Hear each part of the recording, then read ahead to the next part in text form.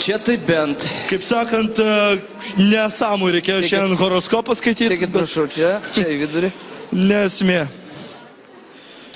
Dar truputėlį. Sauliau, kaip patyrė santikos karys. Jis vienintelis gali šnekėti, man atrodo. Aš atvirai pasakysiu, aš nežiūrėjau šito pasirodymą. Man irgi sunkiai nervai laikė, iš tikrųjų, gerai, kad tu ir su ausim, ir su pirštais, nes... Tai kas čia psichas, Nikolas Kinar?